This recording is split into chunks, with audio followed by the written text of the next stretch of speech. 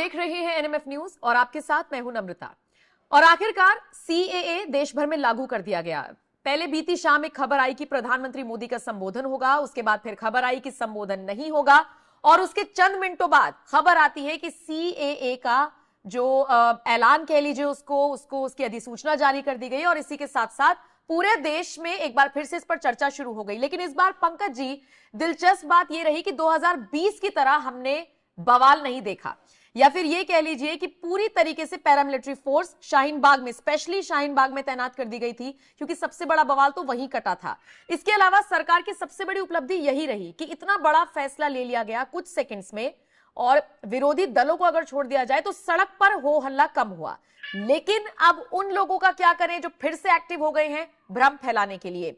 CAA को लेकर भ्रम फिर से फैलाया जा रहा है। पहले तो मैं आपसे चाहूंगी कि आप आसान शब्दों में, बिल्कुल आसान शब्दों में और संक्षेप में समझा दें जिन लोगों को, जिस समुदाय को ये डर लग रहा है कि नागरिकता चली जाएगी, उनको जरा समझाइए कि नागरिकता जाएगी नहीं, नागरिकता मिलेगी, और फिर चर्चा को आगे बढ़ाएंगे। सबसे पहले तो सीएए क्या है? सिटीजनशिप अमेंडमेंट एक्ट, नागरिकता संशोधन विधेयक, हिंदी में इसे बोलते हैं। अब एक लाइन में अगर बताऊं तो जब ये देश में लागू हो जाएगा तो इसका मतलब ये है कि अफगानिस्तान, पाकिस्तान और बांग्लादेश से वैसे अल्पसंख्यक शरणार्थी, इसमें 6 धर्म के लोगों के बारे में कहा गया है, हिंदू, सिख, जैन, बौद्ध, पारसी, मतलब कि जो उन देशों में ईसाई, हाँ, जो उन देशों में अल्पसंख्यक हैं और जिनको धर्म के नाम पे प्रताड़ित किया गया, इस वजह से उन्हें सिर्फ यहां आना पड़ा, उनको नागरिकता देने का जो प्रक्रिया है वो आसान कर दी गई है।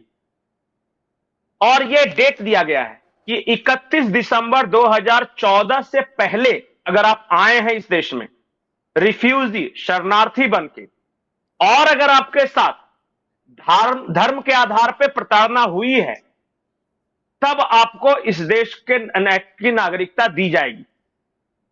उसमें बहुत सारे और भी क्राइटेरिया हैं कि आप कितने दिनों से हैं, आपके साथ धर्म के आधार पर प्रताड़ना हुआ है या फिर आप ऐसे ही चले आए हैं अच्छे, जैसे क्या तो कोई लोग जॉब की वजह से भी चले आते हैं कि अपॉर्चुनिटीज अच्छी है भारत में और वो गरीब देश है तो वहां चले आए, तो उनके लिए नहीं है। या फिर कुछ प्यार में चले आते हैं, सीमा हैदर टाइप। हाँ जी, तो सीमा हैदर तो खैर तो अलग केस है। मैं जो सीए बता रहा था कि ये सिर्फ अगर आपके साथ धर्म के आधार पर उत्पीड़न हुआ है, आप अल्पसंख्यक हो उस देश में, क्योंकि इस भारत सरकार का कहना था कि देखिए वो जो देश हैं अपने ही देश से अलग हुए हैं, चाहे बांग्लादेश हो या फिर ये पाकिस्तान हो या फिर अफगानिस्तान हो, कभी सब भारत के ही हिस्से रहे थे। और जब जिन परिस्थितियों में बंटवारा हुआ या फिर धर्म के आधार पर अलग देश, उसके बाद वहां धार्मिक अल्पसंख्यकों को, खास करके इन 6 रिलीजन को बहुत प्रताड़ित किया गया, धर्म के आधार पर इन्हें भगाया गया। अब वो बेचारे आप बहुत लंबे वक्त से भारत में हैं लेकिन नागरिकता नहीं दी गई, तो क्यों नहीं दी जाए? वो बेचारे कहां जाएंगे? आखिर इंसान होने के नाते उनके साथ क्या करना चाहिए? तो ये किया कि 2014 के पहले, यानी 31 दिसंबर 2014 के पहले जो यहां आए हुए हैं, अब कोई ये नहीं कह सकता कि मोदी सरकार आने के बाद जानबूझ के उन लोग को यहां ले आई है और नागरिकता दे रही है। तो इन्होंने इसलिए वो क्राइटेरिया लगा दिया कि भाई हमारे आने से पहले जो इस देश में आए हैं शरण मांगने, उनके लिए है ये, और कुछ नहीं है। अब तर्क क्या है जो पक्ष या विरोध में? सबसे पहले मैं विरोधियों के तर्क में बताता हूं। उनका यह कहना है कि भारत धर्म के आधार पर भेदभाव नहीं करता, तो इसलिए सिर्फ उन धार्मिक अल्पसंख्यकों को क्यों, मुसलमानों को भी मिलना चाहिए, क्योंकि मुसलमानों की भी थोड़ी है वहां पर। नहीं, तो यही तो है उनका कहना है कि भाई पाकिस्तान में तो अहमदिया को ही मारा जाता है, शियाओं को ही पीटा जाता है, और वो भी धार्मिक प्रताड़ना के ही शिकार हुए हैं, तो उनको क्यों नहीं? तो भारत सरकार का यह तर्क है कि देखिए, मुसलमान होने के नाते उन्होंने अलग देश की मांग की थी धर्म के आधार पे, और उन्होंने जब अपने धर्म के आधार पे मांग की तो अपने ही लोगों को अगर वो प्रताड़ित कर रहे हैं। और दूसरा तर्क यह है कि जैसे शिया हो गए तो उनके लिए बहुत सारे देश है जहां वो रिफ्यूज ले सकते हैं, लेकिन सिख कहां जाएगा बेचारा? हिंदू कहां जाएगा? इसके लिए तो कोई दूसरा देश है नहीं। हम्म। तो उनकी तो मजबूरी है ना भारत, उनकी तो पुण्य भूमि यही है, मतलब कि उनके सारे तीर्थ यही हैं। हिंदू अगर सो कॉल्ड, जैसे कि ऑफिशियल नहीं है लेकिन कहने के लिए तो एक ही राष्ट्र है ना, भारत या नेपाल, यही जा सकते हैं और कहां जाएंगे? और सिख तो सिर्फ भारत में आ सकते हैं। और जब पारसी लोगों को पूरे अरब से खदेड़ दिया गया तो एकमात्र ऐसा देश था जिन्होंने रिफ्यूज दिया, सिर्फ अपने यहां न सिर्फ शरण दिया बल्कि कभी उन्होंने भेदभाव का शिकार नहीं हुए, वो पारसी लोग।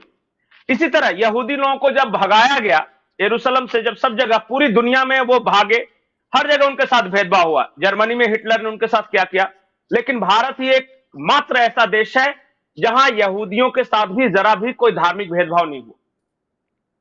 आज अगर इजराइल ना होता और कोई यहूदियों का देश नहीं होता तो वो भी इंक्लूड किए जाते कि बेचारे कहां जाएंगे वो। आखिर कोई तो एक जगह होना चाहिए ना कि जहां वो अपने आप को सेफ महसूस करे, जहां रह सके, डिग्निटी के साथ जिंदगी जी सके।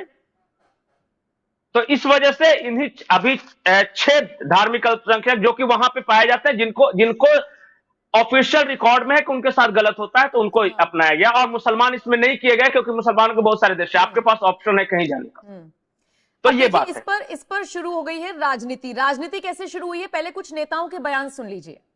नहीं, देखिए, इस पर लंबी बहस हुई है, पार्लियामेंट में बहस हुई है, सुप्रीम कोर्ट में अभी ये मैटर अभी भी मामला पड़ा हुआ है, पर उसको अलग रखिए। अधिनियम बना, मेरा सवाल यही है, अधिनियम बना, डिबेट हुआ, बहस हुई, चर्चा हुई, मतभेद हैं, हमारे विचार अलग हैं, हमने कई सवाल उठाए। आप सिर्फ असम, आप सिर्फ अफगानिस्तान, बांग्लादेश और पाकिस्तान क्यों कर रहे हैं, श्रीलंका क्यों नहीं, आपने क्यों नहीं शामिल किया, ऐसे कई सवाल उठे थे।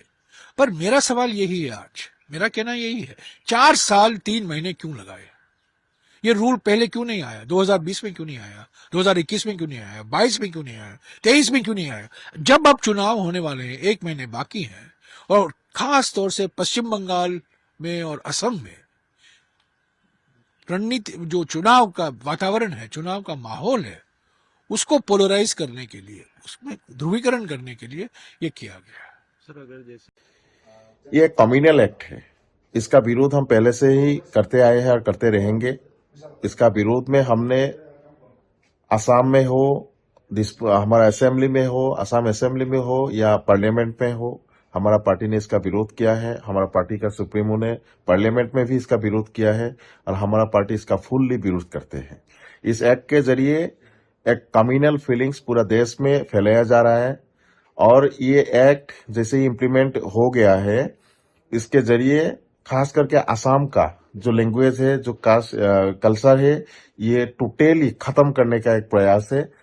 इस एक्ट के जरिए ये खत्म हो जाएगा। असमीज का जो आइडेंटिटी है, असमीज का जो अस्तित्व है, उसको खत्म हो जाएगा। इसीलिए एज ए असमीज इसका हम विरोध करते हैं और विरोध करता रहूंगा। देखिए, बात यह है, सीए क्या है, किसको नागरिकता देना है, ये वो उसके लिए कानून लाए, जबकि जरूरत ही नहीं थी। आज भी केंद्र सरकार अपने विवेक से और किसी के उस पे मांगने पर वो नागरिकता दे सकते हैं, तो सीए की जरूरत क्या थी?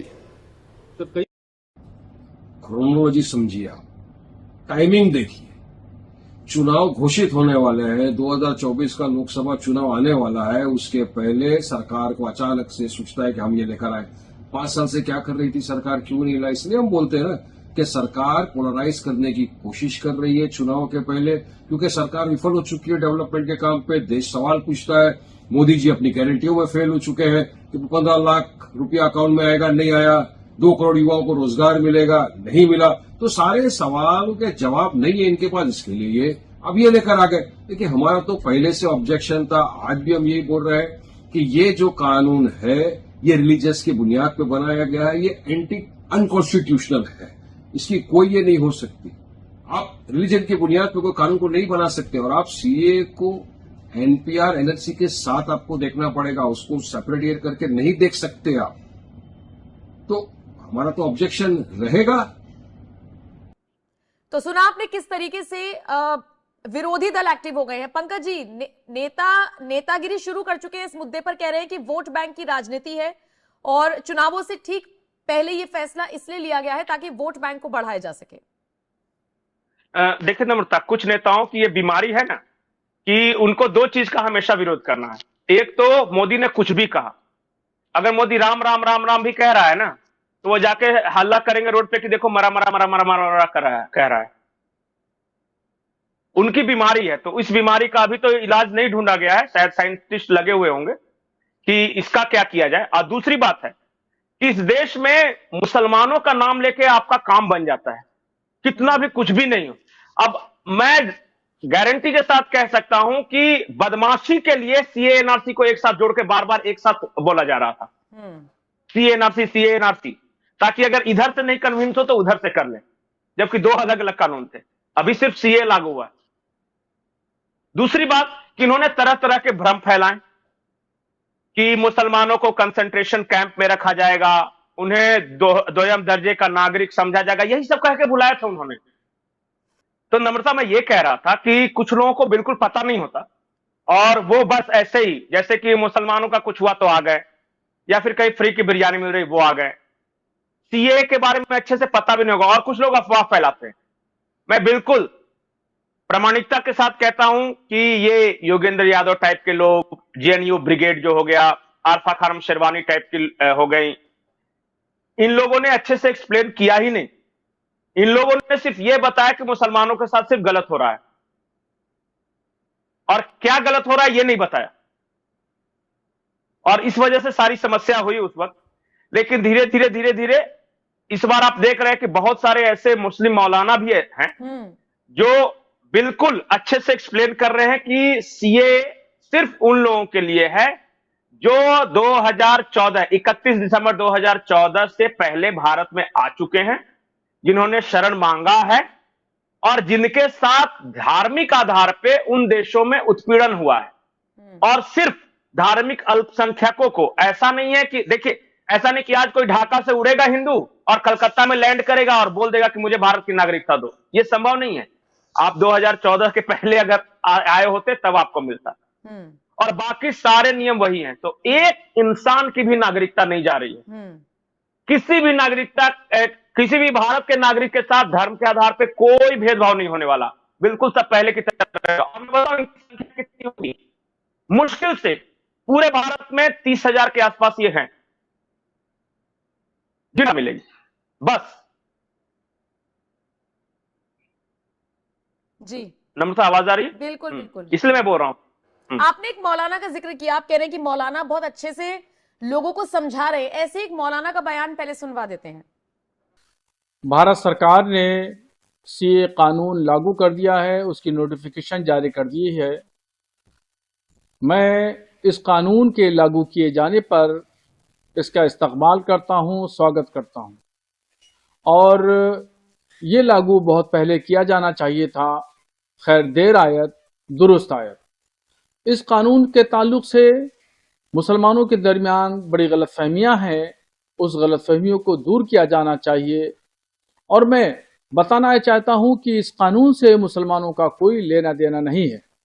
सीए कानून से सिर्फ अफगानिस्तान, पाकिस्तान, बांग्लादेश से जो गैर मुस्लिम आए हैं, भारत में सालों से रह रहे हैं और इनको शहरियत, नागरिकता नहीं मिली है, तो ऐसा कोई कानून नहीं था कि इनको नागरिकता प्रदान की जाए, दी जाए। तो इसलिए भारत सरकार ने एक ऐसा कानून बनाया जिसके तहत जो 2014 तक यहाँ पर पाकिस्तान, बांग्लादेश, अफगानिस्तान से आए हुए गैर मुस्लिम रह रहे हैं, जिनकी उस मुल्क में ज्यादतियां इनके साथ में हुई थी, तो वो उनको यहाँ पर भारत सरकार नागरिकता देगी और उनको शहरियत प्रदान करेगी। इस कानून से भारत में करोड़ों मुसलमानों का से मुतालिक कोई लेना देना नहीं है, और ना ही इस कानून के जरिए किसी भी मुसलमान शख्स की नागरिकता जाएगी या शहरियत छीनी जाएगी। इसलिए मैं मुसलमानों के दरमियान जो गलतफहमी पैदा हुई और गुज़श्ता सालों में देखा गया कि जगह जगह एहतजाजी मुजाहरे हुए, धरने हुए, तो ये गलतफहमियों की बुनियाद पर थे। कुछ लोगों ने, पॉलिटिकल लोगों ने मुसलमानों के दरमियान गलतफहमियां पैदा कर दी गई थी मगर अब बहुत हद तक तमाम चीजें दूर हो चुकी हैं और मैं ये चाहूंगा कि हिंदुस्तान का हर मुसलमान इस कानून का इस्तकबाल करे। मुझे लगता है कि पंकज जी अब तो मुसलमान मौलाना मौलवी भी एक्टिव हो गए हैं और एक्टिवली अपने धर्म के लोगों को भी समझा रहे हैं कि इसमें कोई गुरेज नहीं है, कोई चीज बन रही है, आ रही है तो उसे ऑप्ट करना चाहिए, समझना चाहिए।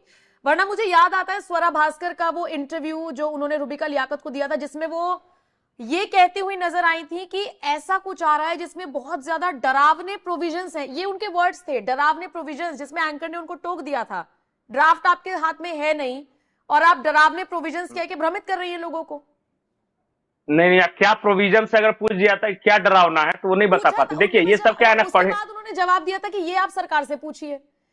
तो इस तरीके से उनको कुछ पता नहीं, वो भी अब थोड़ा सा समझ में आ गया है कि लोग भ्रमित नहीं होंगे। नहीं, वो फिल्म की हीरोइन थी, आरा की अनारकली बनाती थी, इसके अलावा उनको कुछ नहीं पता कि सीए क्या है, एनआरसी क्या है, उसके प्रोविजंस क्या है। उनको सिर्फ एक ही बात पता है कि मोदी सरकार ने कुछ लाया होगा तो विरोध करना, बस विरोध करना है। हाँ, उनको कुछ नहीं, इसके अलावा कुछ जानकारी। उनको सिर्फ यही बात समझ में आई कि मुसलमानों के साथ जोड़ दो तो कोई ना कोई तबका समर्थन कर ही देगा। बड़ा अत्याचार हो रहा है, उनको ये पता ही नहीं कि क्या है इसमें, और वो विरोध का झंडा उठा के चल रहे हैं। और कुछ बुद्धिजीवी जो बेहद शातिर होते हैं उनको सब समझ में आता है, लेकिन वो जानबूझकर अपने पॉलिटिकल एजेंडे को ये करने के लिए, नैरेटिव फैलाने के लिए इस तरह का काम करते हैं। अब मैं तो 2 लाइन में बता दिया ना कि 31 दिसंबर 2014 के पहले जो धार्मिक अल्पसंख्यक लोग थे वो सिर्फ 6 धर्म के जो लोग थे, ईसाई, सिख, हिंदू, बौद्ध, जैन और पारसी। बस सिर्फ ये जो आए हैं मुश्किल से 30,000 की संख्या है, इनको नागरिकता दी जानी है। अच्छा एक बात बताइए, खत्म हो गई बात जी 2014 से पहले का आप जिक्र कर रहे हैं, 2014 के बाद भी तो लोग आए होंगे ना वहां से, उनका क्या होगा, उनके साथ क्या आए? नहीं आए होंगे, लेकिन हो सकता है कि उन मेलाइट इंटेंशंस के साथ आए होंगे। हो सकता है कि उनके साथ धर्म के आधार पर भेदभाव नहीं हुआ होगा, लेकिन उनको पता चल गया होगा कि भारत में एक मोदी जी आने वाले हैं, तो अब हिंदू वहां हैं हम, तो हमें नागरिकता मिल जाएगी। तो ऐसे ही किसी को नहीं देना है। मतलब हो सकता है कि उनमें से, अब जरूरी थोड़ी ना कि पाकिस्तान में रहने वाले सारे हिंदू या सारे, कुछ उसमें आईएसआई के एजेंट भी हो सकते हैं, ट्रेन करके भी तो भेज सकता है उसको। तो उनको नागरिकता नहीं देनी है। जब बिल्कुल वेल ट्राइड एंड टेस्टेड लोग जो बहुत दिनों से रह रहे हैं, उनके कंडक्ट ऐसे हैं, उनका बैकग्राउंड चेक किया जाएगा कि सही में इनके साथ कुछ गलत हुआ। अब बताइए, किसी का घर जला दिया, किसी की बेटी उठा के जबरदस्ती मुसलमान बना दी गई, 12-13 साल की लड़की के साथ किसी बूढ़े मौलवी ने निकाह कर लिया, तो वो जेन्युइन केस है। या सिर्फ ऐसे ही चल गए, पैसे वाले हैं, आ गए फ्लाइट पकड़ के और कहने लगे कि भाई भारत में चूंकि अच्छा ग्रो कर रहा है, अपॉर्चुनिटी अच्छी है, तो अब हम हिंदू हैं या ईसाई हैं या ऐसे हैं, तो नहीं, वैसे लोगों को नहीं मिलेगा। अब आप बताइए कि अच्छा अफगानिस्तान को क्यों जोड़ा? इसलिए जोड़ा कि जब तालिबान शासन आया था तो आपको वो सीन याद होगा कि कैसे वहां से भाग रहे थे, और वहां का एमपी भी थे, वो मेंबर ऑफ पार्लियामेंट थे अफगानिस्तान में, और उनको भी अपना सब कुछ छोड़ छाड़ के भागना पड़ा था। हाँ बिल्कुल। और जो पवित्र गुरु ग्रंथ साहिब है उसको माथे पर उठा के वो भागे, तो उनके साथ तो साफ दिख रहा है कि भाई उनके साथ गलत हुआ है, तो उनको नागरिकता दी जाएगी। जो फैसला आया है सरकार की तरफ से, इसके बाद पाकिस्तानी हिंदू जो भारत में इस वक्त रहते हैं वो बड़े खुश हैं। पहले वो नजारा भी एक बार दर्शकों को दिखा देते हैं किस तरीके से जश्न मनाया जा रहा है।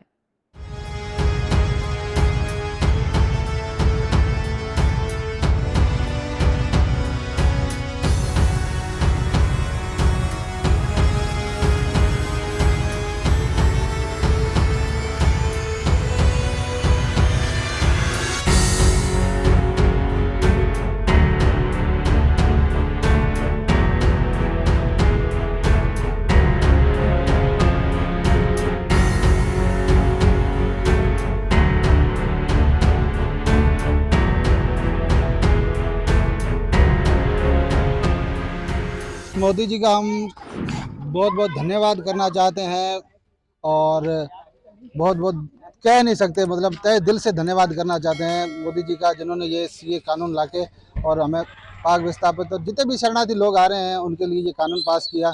नरेंद्र मोदी, मैं तो ये कहूँगा, हमारे लिए एक भगवान का रूप है। आप क्या चाहते हैं, अगर मोदी नहीं होते तो ये मुमकिन होता? सर, मोदी है तो मुमकिन है। हम हमारे माननीय प्रधानमंत्री श्री नरेंद्र मोदी जी का बहुत बहुत धन्यवाद करता हूँ। एक कहावत है कि मोदी है तो मुमकिन है। एब्सोल्युटली, मैं I am saying from heart that Modi है तो एवरीथिंग इज पॉसिबल।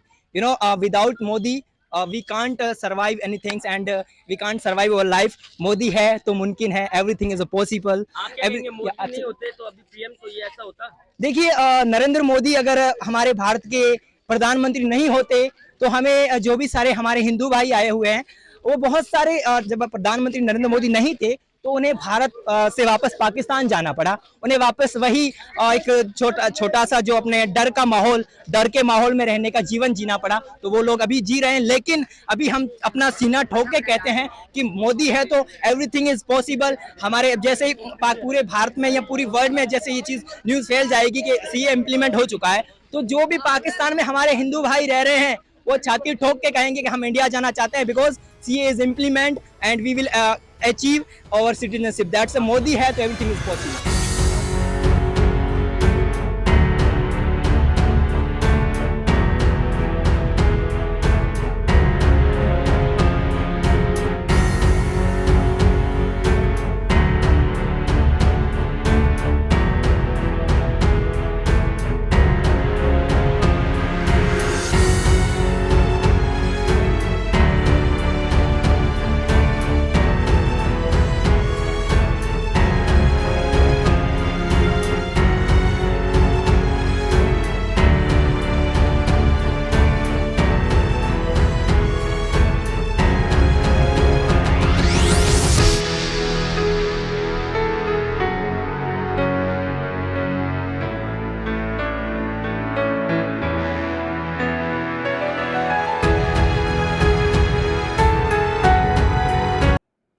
इसी के साथ साथ अब देख लीजिए सीमा हैदर और उसके परिवार में खुशी की कितनी लहर है, क्योंकि आप देखिए अभी तो नहीं लेकिन एक वक्त तो पंकज जी था ही कि सीमा हैदर के भी चर्चे थे, उनको लेकर भी सवाल लगातार उठ रहे थे। तो एक बार वो विजुअल्स दिखाना दर्शकों के लिए जरूरी है।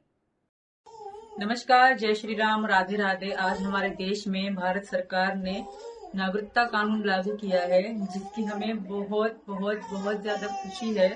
बहुत बहुत भारत सरकार को बधाई। और वास्तव में मोदी जी ने जो कहा है वो करके दिखाया है, और इसके लिए मैं मोदी जी और भारत सरकार का पूरे जीवन रेडी रहूंगी और बहुत धन्यवाद करती रहूंगी। और आज ऐसे ही अच्छे अवसर पर मैंने अपने भाई वकील भाई डॉक्टर एपी सिंह को बहुत बहुत बधाई देती हूँ, और उनकी मेहनत रंग लाई है, और हमारी नागरिकता की भी अड़चनें जल्दी समाप्त हो जाएंगी इस कानून के द्वारा। इस हमारी जो नागरिकता की प्रॉब्लम है वो भी जल्दी ठीक हो जाएगी, और इसके लिए भी अपने भाई डॉक्टर एपी सिंह को मैं बहुत बहुत धन्यवाद कहती हूँ। जय श्री राम, राधे राधे, भारत माता की जय। जय श्री राम, राधे राधे। देश का प्रधानमंत्री कैसा हो? देश का प्रधानमंत्री कैसा हो? योगी मोदी जी की जय, योगी मोदी जी की, योगी जी की, मोदी जी की, योगी जी की, मोदी जी की। देश का प्रधानमंत्री कैसा हो? जी में हम रसगुल्ले बांट रहे हैं, क्योंकि जो मोदी जी ने जो कहा था वो करके दिखाया, तो इस चीज की हमें बहुत खुशी है। तो इसलिए हम रसगुल्ले बांट रहे हैं और पटाखे भी फोड़ने वाले हैं, क्योंकि हम लोग बहुत ही ज्यादा खुश हैं। मैं तो मन तन से खुश हो गई। तो मोदी जी का कोटि कोटि प्रणाम, धन्यवाद मोदी जी। मोदी जी की जय।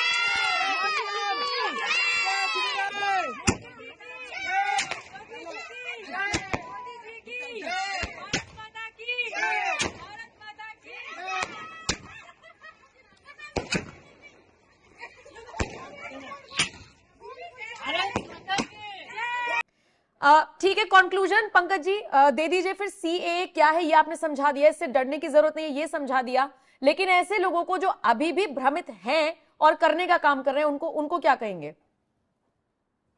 देखिए, इस देश के जो भी नागरिक हैं, 140 करोड़ भारतवासियों से यह अपील है कि कुछ नहीं बदलने वाला।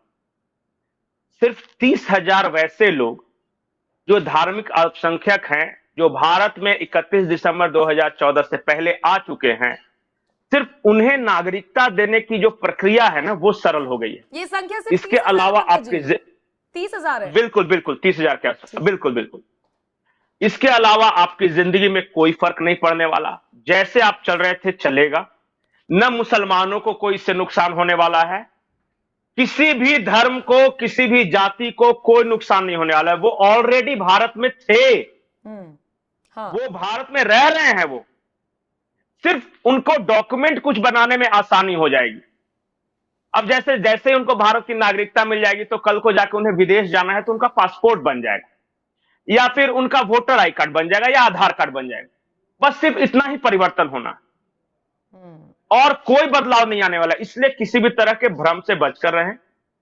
यह नागरिकता संशोधन विधेयक है सिर्फ, जो कि आए हैं रिफ्यूज लेने, उनको सिर्फ नागरिकता देने की प्रक्रिया सरल की गई है। जो लोग पहले से हमारे साथ हमारे बीच रह रहे हैं उनको सिर्फ ऑलरेडी रह रहे हैं, और एक दिन से नहीं रह रहे हैं। कोई, अब मान लिया बांग्लादेश वॉर ऑफ इंडिपेंडेंस हुआ था, उस वक्त जो कुछ हिंदू वहां से भाग के आ गए थे, और वो सोचिए कितने 1970 से वहां रह रहे हैं। सबको पता था कि उन्हें मार के भगाया गया, और वो वेल आइडेंटिफाइड है कि किस मोहल्ले में क्या रहा है। उसके अलावा पाकिस्तान से कुछ आए हैं जो कि दिल्ली, राजस्थान में रह रहे हैं, मजनू का टीला वगैरह है उनका। कुछ कश्मीर में ऐसे हैं जो हिंदू, जो कि उस वक्त जब देश आजाद हुआ तो उस वक्त कोई इधर उधर आए थे बस। तो यही मोटा मोटी है, बाकी कोई परिवर्तन नहीं होने वाला है। तो किसी भी तरह के भ्रम से आप बचकर रहें। कई लोग आपको धर्म के आधार पर, सेंटिमेंट्स, आपके भावनाएं भड़काने की कोशिश करेंगे। आप स्वयं पढ़ें उस ड्राफ्ट को, उसके बाद किसी दूसरे की बात को न माने। ऑलरेडी अवेलेबल है वो ड्राफ्ट, जो नोटिफिकेशन जारी हुआ है वो ऑनलाइन अवेलेबल है, आपके मोबाइल पे है। अगर नहीं है तो आप डाउनलोड कर पढ़ सकते हैं। इसके अलावा और कुछ नहीं है। कई लोग आपको ये कहेंगे कि मुसलमान के नाम पर आ जाओ, तो इस्लाम के नाम पर आ जाओ तो आपको ये होगा। कोई कहीं कुछ नहीं होने वाला। और इस तरह के ये नैरेटिव बिल्डर से बच के रहे। ये सारे लोग मर्सिडीज, BMW में घूम रहे हैं, और आपके बच्चों की जिंदगी इन्होंने नरक करके रखी है। आप 70 साल से इन्होंने आपकी हालत दलितों से बदतर बना दी है। अगर सवाल पूछना है तो ये पूछ लीजिए कि भाई तुम्हारे पास अरबों रुपए कहां से आए। जो भड़का रहे उनसे पूछिए कि भाई तुम्हारी आमदनी कितनी है और हमारी कम क्यों है। ठीक है, तुम्हारे लिए हम आएंगे तो सड़क पे, लेकिन तुम फिर क्या करोगे? उसके बदले चंदा वसूलोगे और हमसे 5 रुपए की बिरयानी में जान दे दे। सोचिएगा जरूर एक बार। ठीक है। चलिए, बहुत बहुत शुक्रिया आप मेरे साथ जुड़े। और जो दर्शक इस वीडियो को देख रहे हैं, बताइए CAA के फैसले को आप किस तरह से देखते हैं, और जो लोग इस पर भ्रमित करते आए हैं अब तक, उनको लेकर आपकी क्या राय है, कमेंट बॉक्स में जरूर बताइएगा।